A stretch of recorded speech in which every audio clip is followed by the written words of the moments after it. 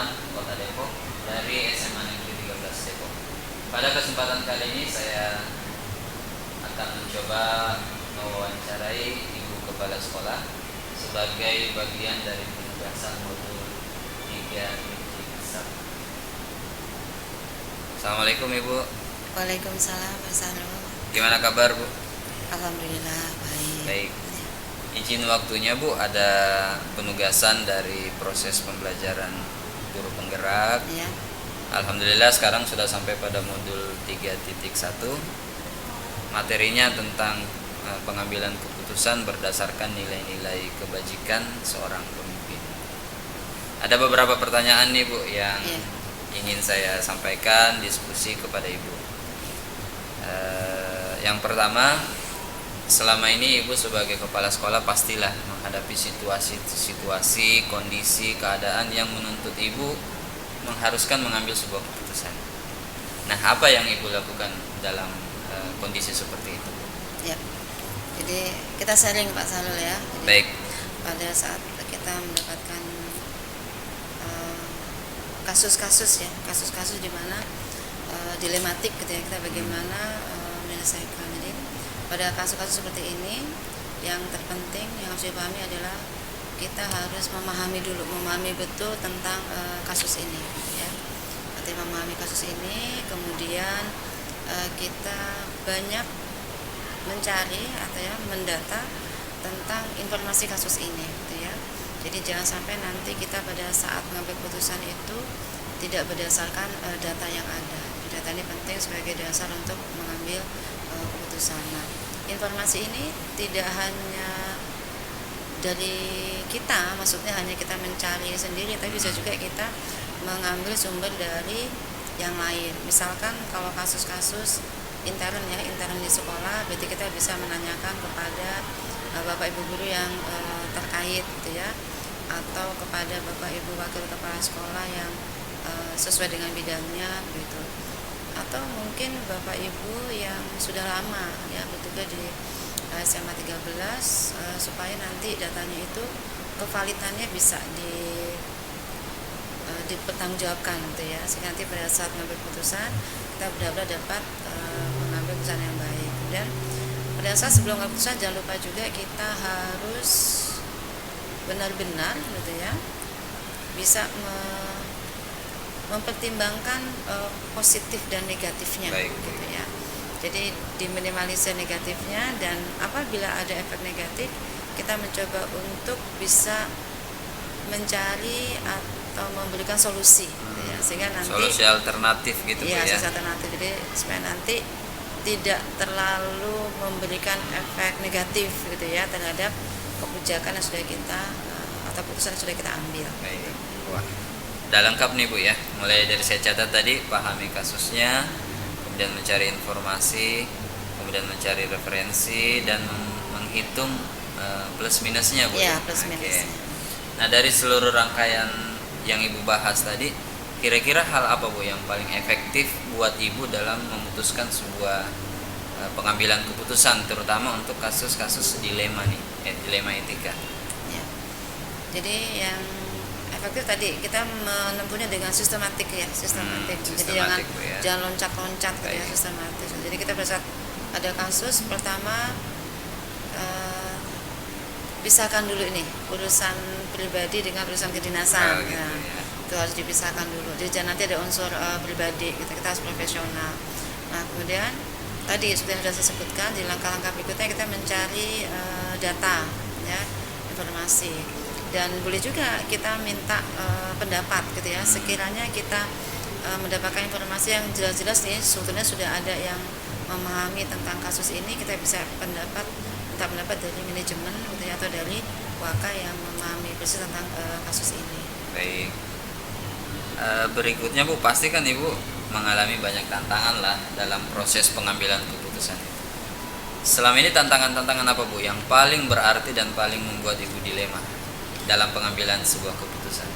Ya, jadi yang paling berat gitu ya, yang paling berat yang menjadi tantangan, tapi memang kita harus tetap berkomitmen ya bahwa ini kita harus ambil keputusan. Tantangannya adalah pada saat ini berkaitan dengan nasib seseorang misalkan begitu ya, misalkan pada saat kita berbicara tentang eh, pengadaan guru misalkan begitu ya, pengadaan guru di satu sisi kita harus mempertimbangkan jumlah guru di sekolah gitu ya, tetapi di sisi lain juga kita harus mempertimbangkan bahwa anak-anak juga membutuhkan guru-guru yang profesional, jadi maksudnya yang linier gitu ya. Sementara ini contoh saja Pak Soleh supaya mengena gitu ya, kemudian guru yang ada itu tidak linier misalkan begitu. Di satu sisi kita harus mempertimbangkan bahwa anak-anak harus mendapatkan pembelajaran yang profesional, jadi guru-guru yang profesional yang linear, tapi sementara di sekolah sudah ada guru-guru yang gitu ya tidak linear misalkan begitu. Itu kan tantangan.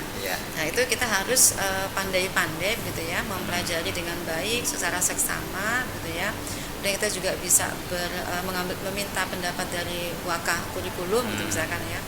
Nah itu jadi tantangan juga, dan kita tetap mengambil keputusan. Nah cari solusi yang terbaik gitu ya, jadi anak-anak tetap mendapatkan pembelajaran yang berkualitas, tetapi guru yang bersangkutan juga tidak kehilangan ya, tidak kehilangan atau kekurangan jam mengajar gitu. Jadi dilema Bu ya, di satu sisi aturannya seperti ini, di satu sisi kalau aturan ini ditegakkan, guru ini akan terancam mungkin tidak mendapatkan jam ya Bu. Nah kemudian kita tambah satu lagi nih tadi Pak Sarul, solusi ya, kita bantu juga memberikan solusi, jadi supaya keputusan kita tidak berdampak besar ya, berdampak negatif besar terhadap hasil dari keputusan tadi ya. Kalau tadi contohnya berarti ke guru yang tadi tidak linear. Baik. Nah saya kan yakin nih Ibu punya banyak kasus mungkin yang menuntut Ibu harus mengambil keputusan itu. Nah ketika Ibu menghadapi sebuah proses pengambilan keputusan, apakah Ibu langsung menyelesaikannya dengan cepat bahkan di tempat dan waktu itu, atau mungkin Ibu punya tata kelola prosedur yang baku dalam memutuskan sebuah keputusan Bu? Ya, jadi karena memang sudah cukup lama ya Pak Sarul ya, kalau jadi kepala sekolah memang belum lama, tapi kita berprosesnya dari awal, jadi memang tergantung dari kasusnya, tapi tentu saja kita sudah punya SOP ya, SOP standar yang sudah kita miliki. Jadi kalau ada kasus-kasus seperti ini dan memang harus diambil keputusan cepat, ya kita harus ambil keputusan itu dengan cepat gitu ya. Misalkan kasus-kasus yang memang tidak perlu mendapatkan pertimbangan yang secara khusus ya, sudah jelas aturannya, sudah jelas ketentuannya, maka tidak perlu kita berlama-lama, kita harus segera mengambil keputusan gitu ya. Tapi tetap pada prosedur SOP itu gitu. Tapi apabila memang kita masih butuh dukungan informasi, nah itu berarti kita membutuhkan tambahan waktu. Tapi pada dasarnya semua kasus itu harus segera diselesaikan, karena supaya nanti dampaknya tidak menjadi luas ya, kemudian memberikan efek yang negatif ya. Baik. Jadi sesuai dengan konteks kasusnya Bu ya. Iya. Kalau cepat ya harus cepat, kalau masih ada waktu untuk berpikir, nah itu dan butuh informasi begitu ya, ya itu harus secepatnya. Baik. Yang berikut Ibu, selama ini apakah ada seseorang atau mungkin faktor-faktor yang cukup mendominasi Ibu dalam memutuskan sebuah keputusan? Ya.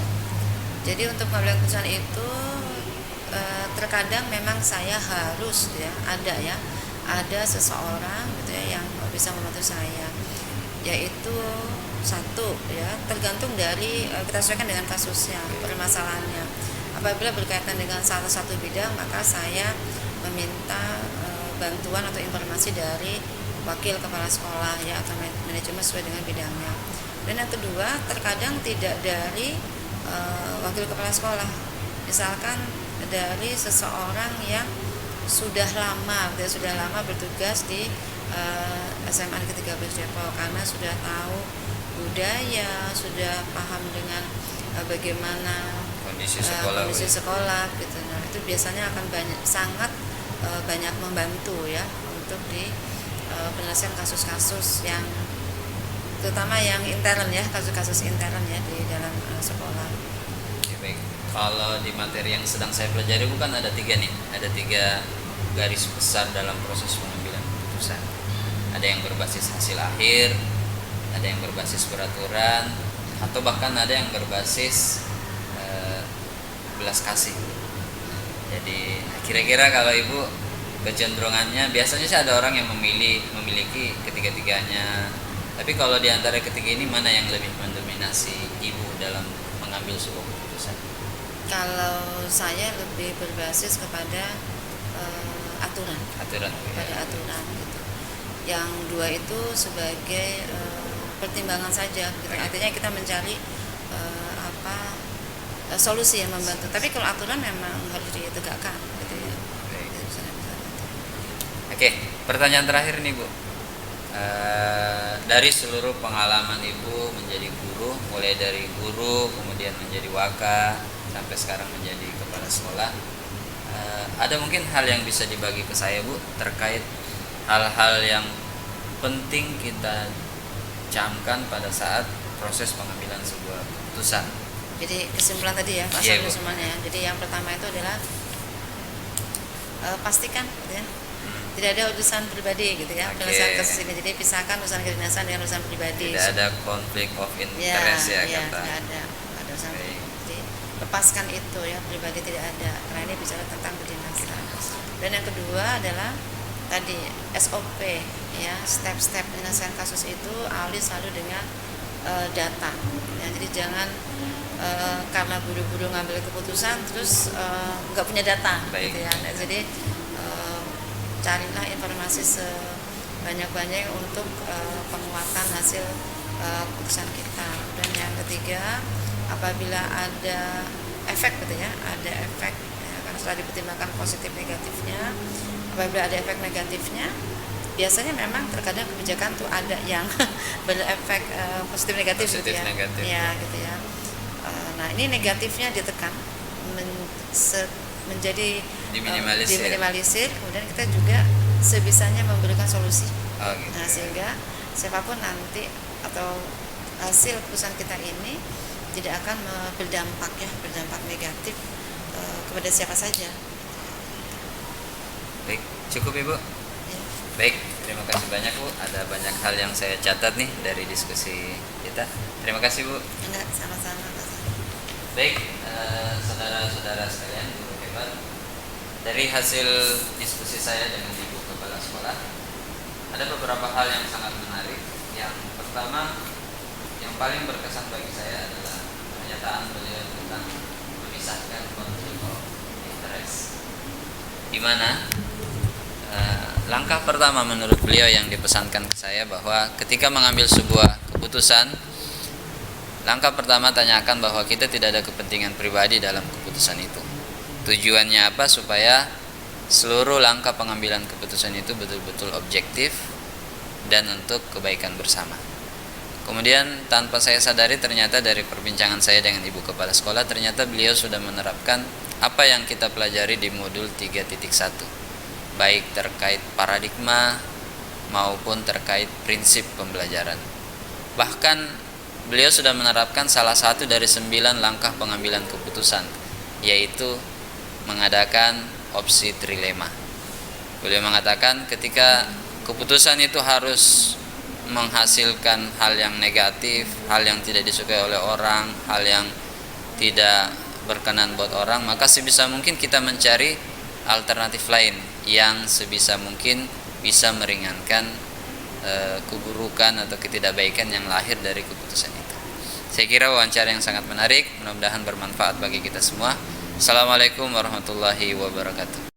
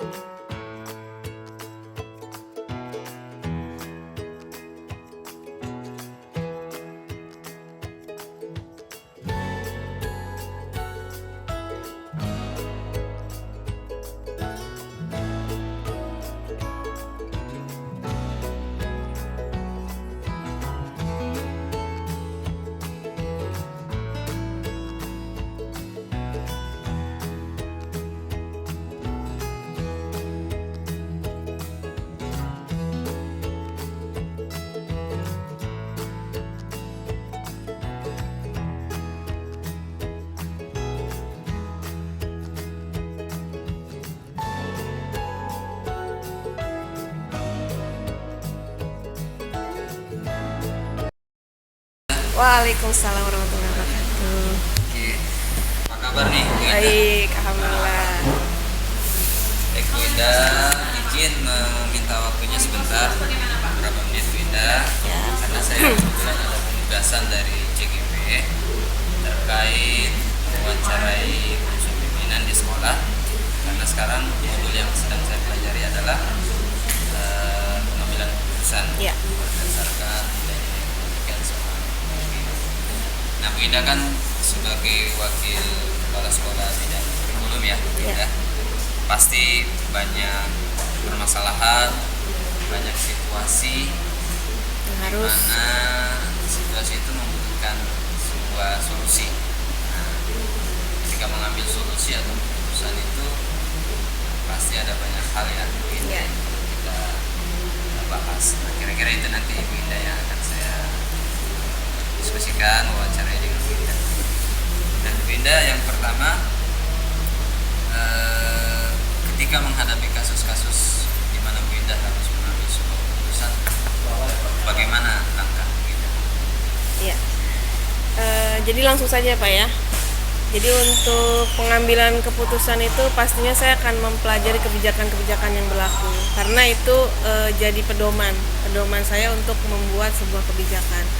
Nah setelah mempelajari kebijakan-kebijakan itu pastinya saya akan mempelajari fakta-fakta yang terjadi di lapangan. Lalu kemudian mengkombinasikan dengan mungkin ada referensi persoalan-persoalan yang sejenis yang pernah terjadi sebelumnya. Itu juga bisa menjadi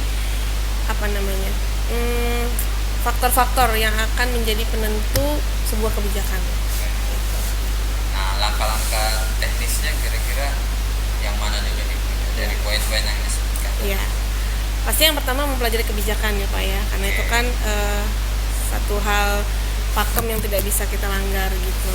Kemudian yang kedua itu tadi mencoba menggali informasi-informasi supaya fakta-fakta itu benar gitu ya. Informasinya dari misalnya ada dua kepentingan dari semuanya. Iya, dari berbagai aspek. Jadi kita akan melihat sebuah permasalahan dari beberapa aspek gitu ya. Dari beberapa sumber. Jadi kita bisa melihat fakta itu lebih luas gitu. Lalu kemudian tadi mungkin kita bisa mempelajari kejadian-kejadian sebelumnya yang serupa gitu ya. Bagaimana kita mengatasinya, kemudian efek kedepannya seperti apa, kemudian evaluasinya seperti apa. Nah itu bisa jadi rujukan untuk kita mengambil keputusan. Kalau misalkan keputusan itu terkait dengan kepentingan orang luar, misalnya tidak ada tekanan dari luar, bagaimana Bu Indah menanggapi hal-hal seperti itu? Misalkan ada permintaan dari pejabat yang lebih tinggi. Tanya susah juga nih. Ya kan harus dihadapkan pada masalah yang Iya. sulit. Ya pastinya sebenarnya langkahnya sama seperti tadi ya Pak ya. Jadi langkahnya sama seperti tadi dan mungkin kalau ada kepentingan kebijakan yang lebih tinggi, mungkin saya juga akan berkoordinasi dengan orang-orang yang mungkin punya kapasitas juga di bidangnya gitu. Karena kan walau bagaimana supaya tidak menyalahi aturan gitu, tapi juga saya tetap berada di garis yang aman begitu, koridor yang aturan yang benar gitu. Saya melihat dari pembicaraan Bu Indah ada satu faktor nih yang paling mendominasi Bu Indah dalam mengambil sebuah keputusan. Boleh dipertegas faktor apa itu Bu Indah? Ya mungkin kalau saya lebih cenderung ke kebijakan-kebijakan yang berlaku ya Pak ya. Jadi saya cenderung mengikuti aturan yang memang ada gitu. Di luar nanti ada kebijakan lain-lain, tetapi memang prioritasnya di kebijakan. Berarti Bu Indah ini seorang pemimpin yang tipikalnya betul-betul menjaga aturan yang Iya, diusahakan seperti itu. diusahakan. Nah Bu Indah pada saat menghadapi sebuah kasus pengambilan keputusan, apakah Bu Indah langsung menyelesaikan di tempat atau punya range waktu tertentu untuk menyelesaikan keputusan? Kalau selama ini itu pasti saya butuh jeda waktu gitu ya Pak ya. Jadi misalkan kayak tadi ada beberapa tahapan gitu, mungkin saya butuh waktu untuk mempelajari kebijakan gitu ya, kemudian mempelajari fakta-fakta di lapangan yang tadi seperti tadi tahapannya, baru kemudian mengambil keputusan. Jadi misalkan nanti berapa hari lagi atau beberapa pekan lagi gitu untuk bisa mengambil keputusan yang tepat. Itu tujuannya supaya keputusan yang Bu Iya. Indah Lebih matang. lebih matang Betul. dan memperhatikan banyak aspek ya. Betul, supaya tidak tergesa-gesa begitu. Oke, baik itu dari sisi konten ya Bu Indah. Iya, betul. Nah sekarang dari sisi apa, ada orang-orang tertentu yang yang mempengaruhi Bu Indah dalam pengambilan keputusan, atau mungkin ada faktor-faktor tertentu yang mempengaruhi Bu Indah ketika mengambil suatu keputusan? Kalau orang personal itu pastinya yang sangat mempengaruhi adalah atasan, pimpinan Dalam hal ini ke kepala sekolah Kepala gitu ya, sekolah. pimpinan langsung begitu. Kemudian ada pengawas pembina juga gitu yang pastinya beliau akan berhubungan ke yang lebih tinggi lagi begitu. Jadi jangan sampai keputusan kita melanggar atau tidak sesuai dengan kebijakan-kebijakan di atas kita gitu. Jadi pengaruh atasan itu untuk saya sangat penting begitu. Kemudian untuk faktor mungkin di luar tadi ya Pak, ada apa namanya, kecenderungan saya mempelajari dan mengambil keputusan berdasarkan kebijakan. Mungkin ada juga faktor kemanusiaan, kepedulian begitu ya, keberpihakan seperti itu. Walaupun tadi bagaimana mengemasnya dan mengolahnya supaya tetap berada di jalur yang sesuai dengan kebijakan yang berlaku begitu. jadi ya bukan hanya faktor peraturan ya, Betul. ada faktor lain, tetapi sebagaimana sebisa mungkin Iya, mengemas itu faktor lain ini tetap mengacu kepada iya, faktor utama ya. tetap tidak keluar dari apa namanya, jalurnya begitu. Bu Indah kan sudah lama nih menjadi wakil kurikulum. Kira-kira kalau bisa berbagi dengan saya, apa sih hal penting dalam suatu proses pengambilan keputusan? Apa yang bisa kita petik dalam mulai dari proses pengambilan keputusannya sampai kemudian mengevaluasi keputusan itu? Pernah tidak Bu Indah betul-betul sulit untuk memutuskan sesuatu, atau di kesempatan lain Bu Indah sudah memutuskan sesuatu tapi ternyata di evaluasi keputusan itu salah? Apa yang Bu Indah lakukan? Iya. Jadi memang untuk pengambilan keputusan itu yang utama juga kita tidak bisa tergesa-gesa gitu ya Pak ya. Tadi ada beberapa faktor. Tadi kembali lagi gitu ya. Jadi mempelajari hal-hal yang mendukung untuk apa namanya, pengambilan keputusan itu sangat penting begitu. Jadi tadi ya keputusan kebijakan, kemudian fakta-fakta, kemudian memandang dari berbagai perspektif gitu, itu juga sangat penting gitu. Nah kemudian kalau misalkan ada kesalahan, bukan kesalahan kali ya, mungkin ketidaksesuaian gitu untuk kedepannya, yaitu hal yang mungkin saja terjadi gitu dan pernah terjadi, tapi kita akan terus berevaluasi begitu, karena kadang-kadang apalagi misalkan ada kebijakan baru gitu, kita ambil keputusan seperti ini, kemudian kita kaji ternyata belum sesuai, kita evaluasi kembali dari perspektif yang baru misalkan, atau berdasarkan kondisi di lapangan dan sebagainya. Terima kasih Bu Indah. Ya, Saya mendapatkan sama-sama. informasi yang sangat jelas. Mudah-mudahan bermanfaat. Baik, saya ingin menyimpulkan sedikit Bu Indah terkait wawancara kita pada kesempatan kali ini. Yang pertama, kalau dari perspektif materi di modul yang sedang saya pelajari, Bu Indah ini termasuk menggunakan prinsip yang kedua, yaitu berbasis pada aturan. Kalau di materinya itu ada 3, berbasis kepada hasil akhir, peraturan, atau empati, belas kasihan. Bu Indah ini saya lihat dari perbincangan kita termasuk dalam kategori berbasis kepada peraturan. Kemudian salah satu hal yang sangat menarik yang saya temui dari wawancara ini adalah bahwa Bu Indah punya jeda waktu tertentu dalam memutuskan sebuah peraturan. Tujuannya supaya peraturan itu matang, telah mendengarkan berbagai perspektif gitu ya Bu Indah, dan mengumpulkan fakta-fakta yang lengkap seperti itu, supaya bisa menghasilkan kebijakan yang tepat. Terima kasih Bu Indah. Ya, sama-sama. Atas waktunya. Assalamualaikum warahmatullahi wabarakatuh. Waalaikumsalam warahmatullahi wabarakatuh.